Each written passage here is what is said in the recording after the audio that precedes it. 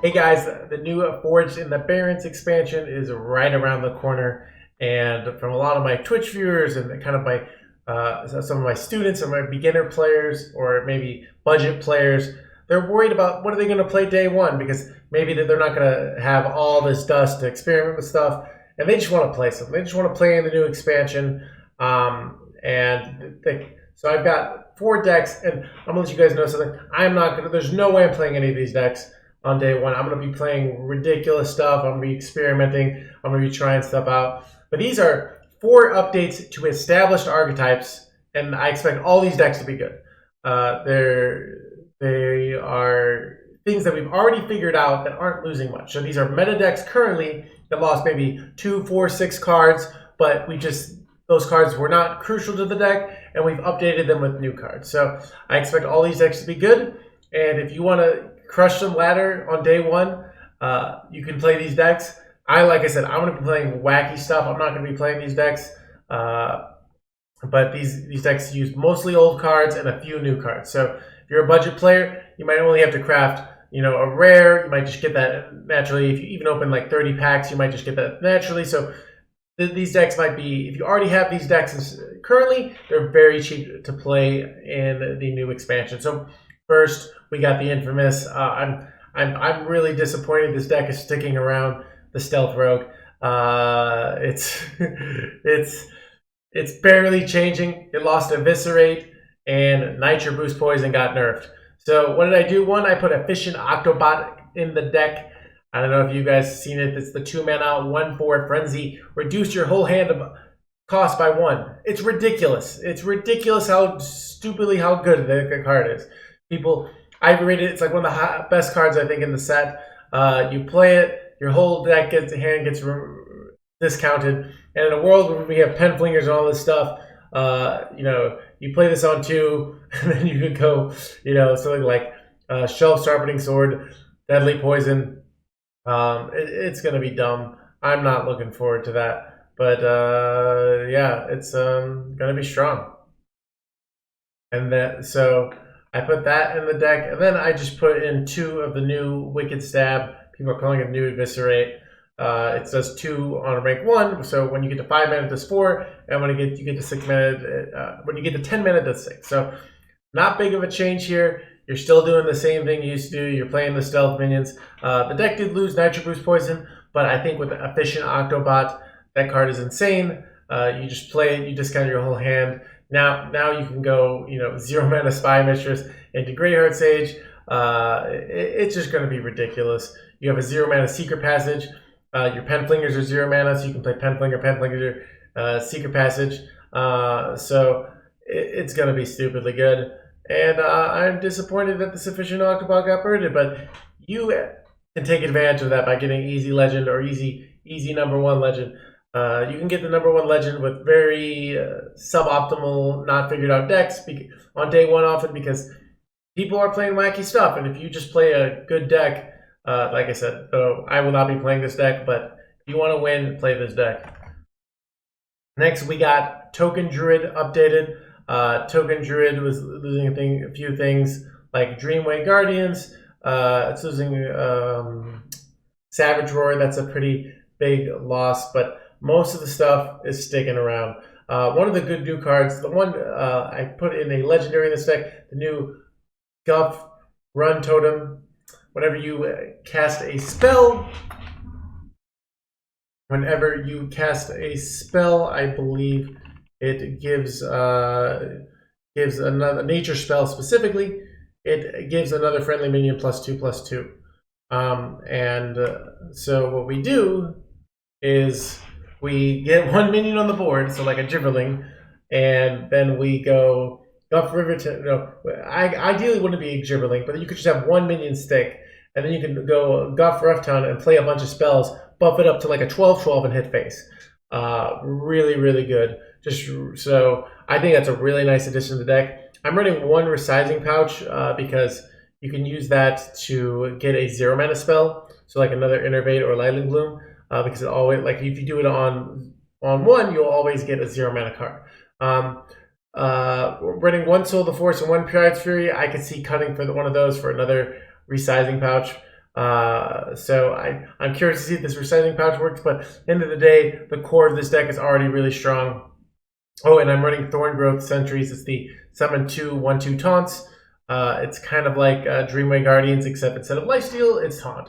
So advantages to both, but at the end of the day, this is just the same deck, but with a few updates. I really like Guff Rantonum. I think it's going to be real strong in this deck. Don't worry about if you Fungal Fortunes and overdraw it. Everybody's too worried about that. You have 27 spells in this deck and 3 minions, so every time you do Fungal Fortunes, there's a 9 out of 10 chance that you hit a spell and a 1 out of 10 chance for each card drawn you hit a minion. So most of the time you don't hit a minion. Sometimes you get unlucky, sometimes unlucky. Not a big deal. Don't worry about it too much.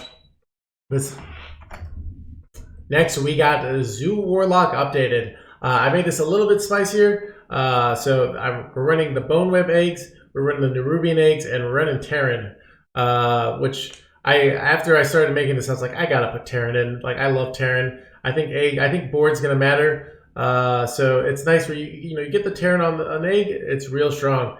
We know that, and I think what's nice is I'm running 2 Grimrow Sacrifices, which sacrifices a minion and kills it. It deals 2 damage to all enemy minions. So now we can play control. So let's say we're behind, we're on coin, our opponent's a little bit more aggro, they're trying to get hen, bam, egg, Grimrow, bam. We got a 4/4, we've removed their board. So that's real nice. I think the biggest changes of this deck is we lost Expired Merchant and Soulfire. So we have less discard effects and we have less ways to discard Hand of Gul'dan. I'm still going, I think some people want to go Backfire. I still think Hand of Gul'dan and Nightshade Matron are still better than going Backfire. Backfire does take the 3 damage, which matters. Well, Nightshade Matron develops tempo. Remember, guys, we like developing while we're moving. Fundamentals of Hearthstone and drawing. So the Nightshade Matron Hand of Gul'dan is still, I think, too good of a combo, but losing Expired Merchant will be, especially in value-heavy matchups, will be a big loss. But for aggro matchups, for more fast matchups, I think this version might actually be significantly better. So because we have the Grimrow Sacrifice, we have the eggs, we have a lot more resilient minions for early game. So we did also lose a Voidwalker, which makes it hard to losing the taunt is a big deal. Catherine Evenlock might eventually be a cut because we just have 2 less demons, but I'm not ready to cut them yet. But if you don't have them, you can always just put a second Possessed Villager in the deck, or another Broom. So very similar to the old style, but with a few new cards. Nothing crazy here. And finally, we've got OTK Demon Hunter. I don't want you to play this deck, but I know people are going to ask me about it. They're like, what about OTK Demon Hunter? Didn't that lose that many cards? Yeah, it didn't. The one card that I think I'm actually interested in is the new Sigil of Flames. The Sigil of Flames card, what it does is it's like a mini Doomsayer. So it's at the start of your next turn, deal 3 damage to all minions. So your opponent can't remove that like the Doomsayer. So you can do it, and it kind of stops your opponent's tempo in their tracks, which is really nice. Like if you play it on a turn and your opponent plays a bunch of stuff, it kills it and you can develop. So you can just use this on 2 or 3 to just normal kind of Doomsayer play. But what also is really nice about this card is that one of the biggest weaknesses of OTK Demon Hunter is their turn 5 play, or turn 4 on coin. If you're another deck, you want to be really pressuring into that turn so they can't get an easy skull off. So often if they go skull and they whiff, they're taking 12, 15 damage. Well, problem solved. We go Sigil of Flames. Now, if you put a bunch of tempo on, let's say you wanted to go Jandis, well, now both your 1 health damage minion and your Jandis will die. Now I can go Skull really conveniently because only one of my minions is going to survive, and then maybe all I needed to get is like 1 Ivy, which I don't even need, or something, or a Warblades, and I can kill that minion. So very good control too, Sigil of Flame. I think it slots up very naturally into the OTK Demon Hunter archetype. So try this out but don't. I don't really want. I hope people aren't playing this, but this is the deck that barely lost anything. So I think it lost the Soul Cleave.